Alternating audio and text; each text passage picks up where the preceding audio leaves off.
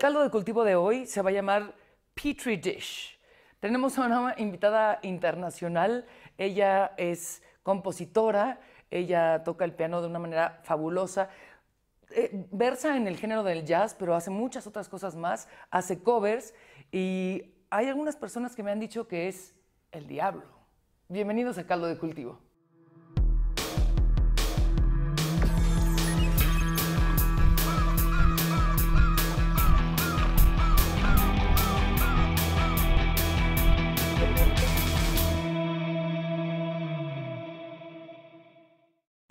Voy a hacer una breve introducción porque Judith Owen, ella nació en Londres, ahora vive en New Orleans, está en México por varias razones que ustedes tienen que conocer, pero vamos a hacer este programa en inglés. Ella habla algunas palabras en español, like corazón, and you know, sí, ¿no? A couple of words in Spanish. Muchas gracias. Bueno. Diablo. Diablo. A red devil. Y bueno, vamos a hacer esta entrevista en inglés. I'm very grateful, Judith, to have you here in Caldo de Cultivo is the name in Spanish of this show. And it's because we have such an amazing creatures here, and they crawl up and make different things in music and literature and stuff. And we're very happy to have you here. We have a new album by Judith with a lot of songs that you chose to interpret from your heart, from your soul, from your gut. And we're going to talk about this rediscovered, right? Yes, yes. But first of all, tell us a bit about yourself, about how did you bond with music since you were a kid? Well, I was born into music. I say that it's my family business. I mean, I know it's ridiculous, but my father was an opera singer. All my family are from Wales. They're all singers. This, you know, I don't know if you've heard this, but Welsh people sing. This is our thing. So singing. It was always around me. And then I was at Covent Garden Opera House every weekend at rehearsals with my father, and it was like being a little sponge in this music. So I've heard a lot of people say this, but it's true. Music chooses you. You are. You know, you have no choice. You have no choice. It is something that absolutely just comes and finds you, and that's it. That really is your life. So that's really the reason that I'm a musician. So if you say music chooses you, did you have a moment in which you said, well, this is for me, or it was just like natural, I was born in this, I'm going to continue with this, or was like a turning point? Yeah, there was. And I wrote a song about this called My Father's Voice, and a few records back, because when I saw my father's face when he was singing, when he was, you know, doing scales, warming up, when he was learning a part, the joy on his face when he sang, and you understand this, was, as a little girl, I remember thinking, that's for me. That's what I want. And I wanted to be on stage, and I loved the drama of the opera house. I loved all the theatricality. It made me cry, it made me laugh. And then in our house at home, he and my mother were crazy jazz fans, and they listened to Black American music all the time. This is very unusual, really unusual. In Wales? Well, no, we were in London now. We were in London, but it's very unusual for a classical musician to love music that is so different. So absolutely, you know, it's like classical, jazz, you know, and they will never, but why not? Great. Why not? Now I understand. And now you see music. it. Yeah. So you hear in this, you hear my classical, you hear my jazz, and you hear my Welsh folk, and this melancholy heart, which is Welsh, really. That's amazing. So it's these things that you grow up with, and once I started to play music and copy my sister, because I can't read. I can't see notation. It's a form of dyslexia. I can't read words very well either. But the minute I was left alone at the piano, just to play the sounds that made me happy and made my face light up and sing, and it felt so good. And I felt less, you know, afraid and lonely, and all those things we feel as children. And all those dreams we have when you put the headphones on and you think that your life is that life, and you think you're a star, and you think you're on stage, and it takes you away from everything that scares you and troubles you in life. So you're a natural. Yeah. We don't have that term specifically in Spanish, but you're a natural, and you learn to communicate not with words or letters, but with music, and to understand yourself. Yeah, and it's, I always say this, to find anybody that finds a way of expressing themselves, whether it be, you know, in art or painting or dance or literature or writing or poems, music, of course, the most natural of all. Anybody that finds a way of releasing what's inside, that really is, I think, one of the most important things about being a human being, because we are not living in a time or a world right now where we are given time or place to express. Doesn't matter how much we open up and talk about things, it's like this. And we are less connected than ever, and we are more estranged because we're all looking at our phones. All I do is look at my phone. You know, it's like me, me, me, me. This is my life, me, me.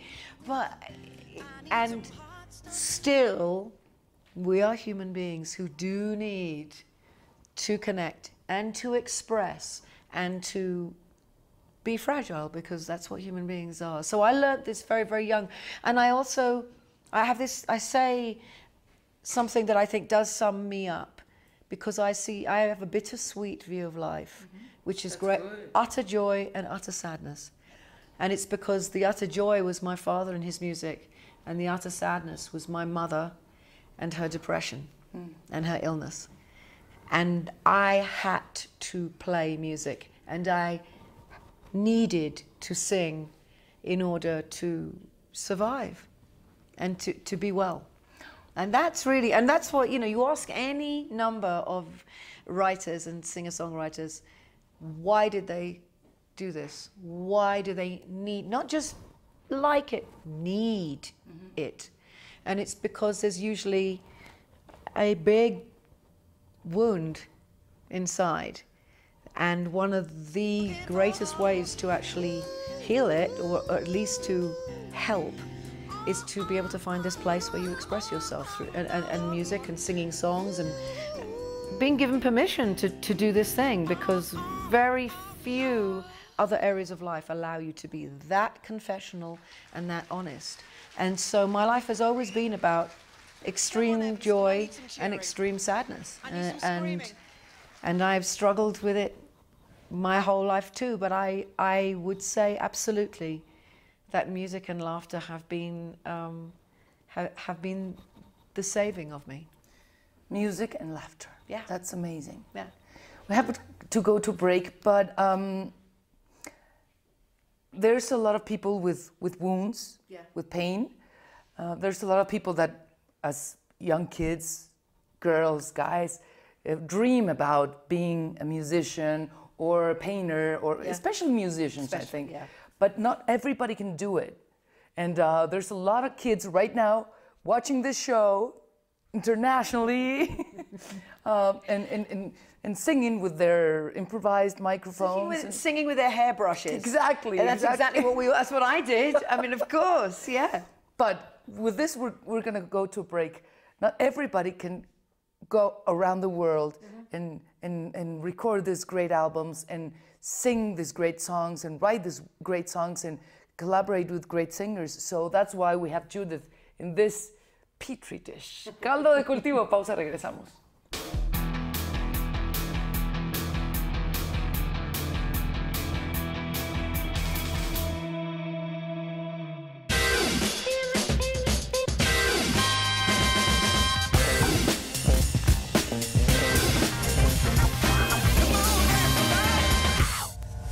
Regresamos de este caldo de cultivo y hablábamos de cómo tenemos todos heridas, algunas más profundas, otras menos, y queremos a través del arte, cualquiera que sea nuestra elección de arte, pues poder manifestar eso.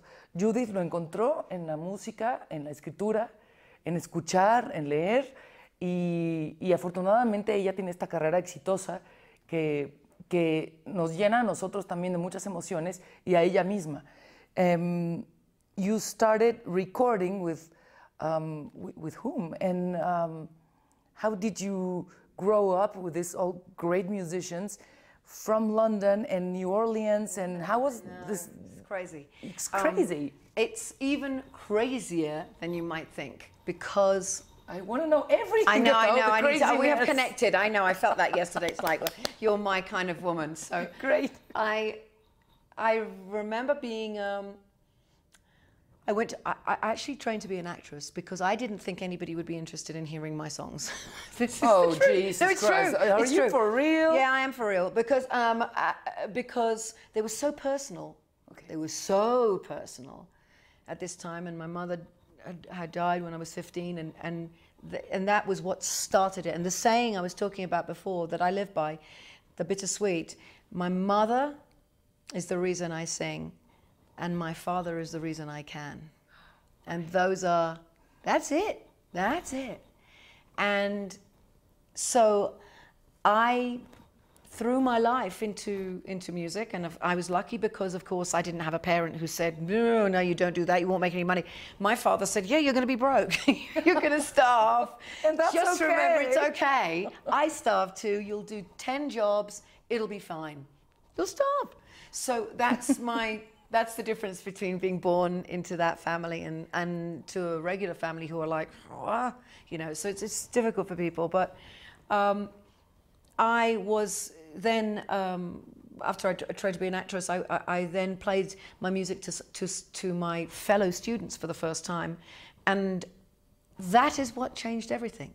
Because I played, and there was this silence. And I thought, oh, I've really, really made a big mistake. And then I sat down next to this particular wonderful actress, and she was crying. Oh, no. Yes, see, she was just crying because she was there with me. She felt it all. And she turned to me and said, why are you training to be an actor when you do that? And that was when my brain, no, it was insane. It was just like, it was like a post in the road, you know. It was like you come across something and that was it. And I always have acted, and a part of performance is about acting. We all know that. You are an actor because you're an entertainer. And this is part of the job. But what I did after that is I just played everywhere and anywhere I could, and this leads to the beginnings of this. So I would be playing 4-hour marathons, you know, as 4 hours with 10-minute breaks every hour. Jesus. And you will be playing like wine bars, restaurants, jazz clubs, and it was basically to play covers. Well, I don't play covers because I'm a writer. That was my thing. I was a writer. You're a great songwriter. Thank you. And also, I've never seen the point of doing exactly the same version, a lazy copy. Now, that's not who I am. So, exactly. And I couldn't read. So, for me to play 4 hours of music, imagine, and I couldn't read. It's a marathon. So, what I did, because I'm a very, very stubborn woman, is I reimagined and I rearranged all of these famous songs in my style, so that it meant the truth to me, because I couldn't do it otherwise. So it's the way I pay the rent. Now, 2 amazing things happened from this. A, I paid my rent, okay, and I wasn't starving. And B, my husband, who was a very famous actor and comedian and musician too, walked in to the hotel that I was playing at and heard my voice. And that was it. And I finished, and I would put my own songs in, you know, so people wouldn't know the difference. I'd play one of my own songs, and I heard this amazing applause, and I turned around, and he's standing right behind me with the other actors I'm huge fans of, standing behind me, and I was just like, and that was it. That was it. And I never thought I would be married. I never thought I would be with anyone, because I'm very obsessed with my work. Independent. I'm independent. I am absolutely music is the love of my life. It is, and everything revolves around that. That's the meaning. That's why I'm here. And that's not easy for guys. No, it isn't easy for guys, and it isn't easy for women to find men who are the same. Now, my husband, that's what it is someone who lives for his art, for his work. That is the love of his life. And I had never met anyone who was so in love with what I did and with my music and with who he saw inside. He stood by me through all of my darkness and my sadness because he could see who I really was. Listen to that, guys from all around the world, especially mexicanos, Yes. escuchen eso. Mexicanos, cabrón. I said yesterday, how can you be single? This is ridiculous. I know. I know. Well, maybe it's much better. You never know. Well, unless you meet someone like this who isn't competing with you, but is going, you are fabulous. Now, still, we argue like dogs. I love that. And, you know, and we're just, you know, we're always, we're bicker, but we have the bond where we love what each other does and we respect it. You admire. We admire each other and we live for music and laughter. That's it. Music and laughter. That's my... And food. Oh, of course. And dogs. But no, let's not go down that. And there's too many things, but food is good. Yeah. And wine for him. Oh, Jesus Christ. Jesus Christ. We should really marry, you and me. Of course. That's why I'm thinking, if only I could possibly get out of that one and suddenly be very attracted to women. I would be here. I would be here right now, on my knee. Les voy a explicar. Entrevisté a Judith para radio, para Imagen Radio, y me preguntaba si era soltera. Le dije, bueno, pues sí. Me dijo, ay, no es posible. Con el permiso de mi esposo, yo me caso contigo porque somos como soulmates. Y me contó algo increíble. Fue a la casa de Frida y Diego, la que está en San Ángel, en donde cada quien tiene su estudio y hay un puente que los une. Y ella dice, pues es también un poco la fórmula que mi marido y yo tenemos para poder estar tú con tu orden, yo con mi desorden, con mis pasiones, y coincidir, como dice la canción, y coincidir. You know? Yeah. Perfect. Vamos a un corte, regresamos. Gracias por estar en Caldo de Cultivo. Ay, me voy a casar.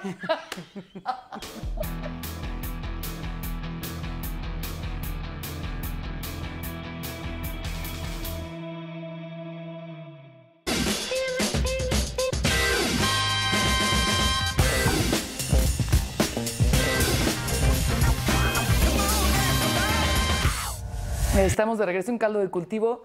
Rápidamente, ustedes saben que tenemos una especie como de altar aquí para los vivos y los muertos, los que amamos. Aquí está mi querida Judith Owen con redisCOVERed. Y aquí está Joni Mitchell. The Bentley, you said? The Bentley of voices. Katie Lang, Rolls Royce, and Joni Mitchell's the Bentley. I think Joni Mitchell should be the patron saint of singer-songwriters because she is our leader. She is this strong woman, empowered, fearless woman that made it possible for women like me, for girls like me to go, what? That's it. So I'm in London, before I meet my husband, and I listen to, not this, much later, in the late 80s, I listened to Cherokee Louise and Ladies Man, and I listen to it and go, what is that? A friend of mine played it to me. And I'm listening to Joni, but I'm listening to her then husband, Larry Klein, who played bass and produced and has ever since.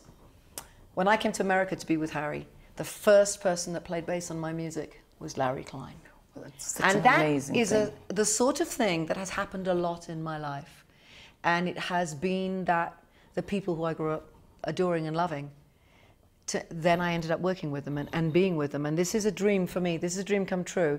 And I think that for me, this album, it has 2 Joni Mitchell songs on it. It has those songs because it meant so much to me. But with all the songs that I chose, they are songs that I love and respect. They're a part of my life, and they are, I think I've got under their skin. Under their skin? Under their skin. And we talked about this. It's authentic. It's not about selling an album. It's not about making like a funny or pop version or karaoke version, which I don't do karaoke. I don't do karaoke. Don't do karaoke. You can say fuck up karaoke.